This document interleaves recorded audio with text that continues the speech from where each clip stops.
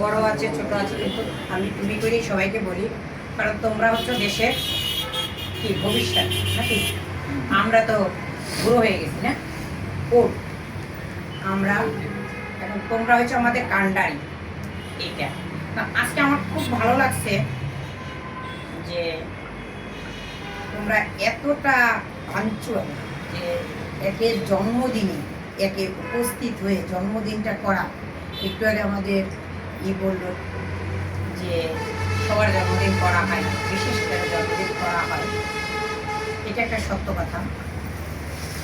এই ছোট্ট পাওয়া, এটা কিন্তু বড় পাওয়া না, এই ছোট্ট পাওয়াটা কিন্তু রাজীবের সারা জীবন মনে থাকে। আমরা সজীবের জন্য যদি ছোট্ট একটু কিছু করি, ওর কিন্তু সারা জীবন মনে থাকে। বড় কিছু কিন্তু আমাদের করা সম্ভব না, মনেও থাকবে না। তাই এখন আমরা সবাই কি, আমরা এখানে সবাই কি হিন্দু।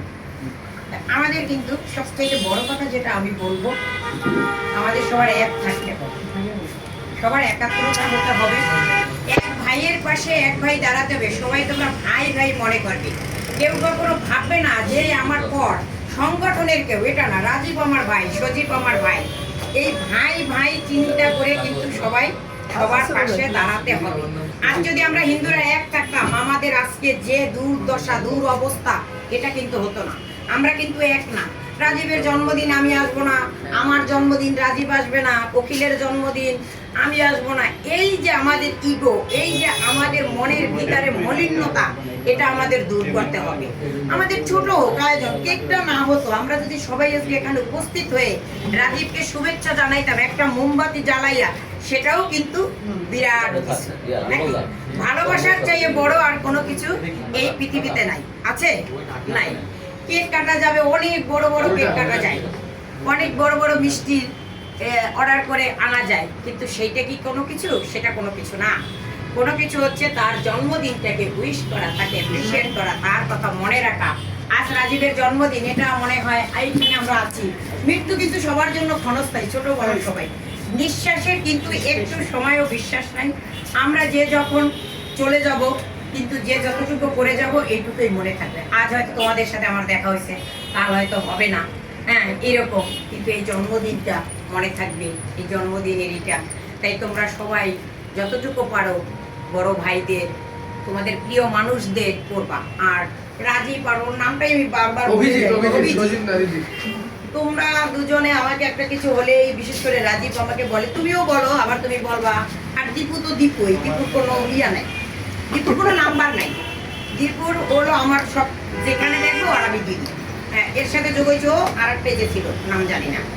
তোমরা যখন মনে করবা দিদিকে প্রয়োজন, বলো, সাথ দিতে পারি না পারি, কথা দিব, কথা বলতে পারবো। আমি এই কথাটা রাজীবকে সজীবকে আজকে দিলাম। তোমাদের মাঝে তোমাদের যখন প্রয়োজন হবে দিদিকে বলো, দিদির যদি সম্ভব হয় বেঁচে থাকি, আসার মতো পরিস্থিতি থেকে তোমাদের সাথে দেখা করবো, না হলেও কথা বলবো এবং বলে ভাববো না যে দিদি আসবে। আজকে আমার এখন আসার মতো কোনো পরিস্থিতিই নেই। আমি একমাত্র, আমি না গেলে রাজীব কষ্ট পাবে, ঠিক আছে আমি একটু ঘুরে আসি। আসলে আমি সকাল 7টায় বেরোয়েছি, আমি খুব টায়ার্ড। বললাম না 10:30টায় আমি গাড়ি তুলছি, তখন আমাকে পলাশদা তখন বলেছে, যদি আমাকে আগে বলতো পলাশদার মতো আমাকে যেভাবে বলছে, আমি সেইভাবে ওর জন্য আমি আয়োজন করব। সামনের বছর যদি আমি বেঁচে থাকি, রাজীবের জন্মদিন সুন্দর করে ওইভাবেই আমি করব, এই কথা দিলাম। হ্যাঁ, এই বলে রাজীবের জন্য আমি ভগবানের কাছে প্রার্থনা করি ও দীর্ঘ জীবন লাভ করুক, মানুষের মতো মানুষ হোক, সমাজের জন্য এগিয়ে যাক, মানব যদি ওকে মানুষ বলে জানে। এই বলেই আমি আমার বক্তব্য বা কথা যা বলো সেটা শেষ করছি। হ্যাপি বার্থডে রাজীব, সামনের বছর যে জন্মদিন পালন করবেন ওইখানে উনি জোড়ায় আসবে, এটা আসবে। আচ্ছা ওকে, ও আসবে, ও তো সেটা বিশ্বাস আছে, কারণ ও একটার সময় ঘুম থেকে উঠেই আনতে পারছে যে ব্যক্তি, সে অবশ্যই এটা জানে। এই জন্যই বললাম তুই ডাকলে আমি আসবো, তুমিও ডাকলে আসবে।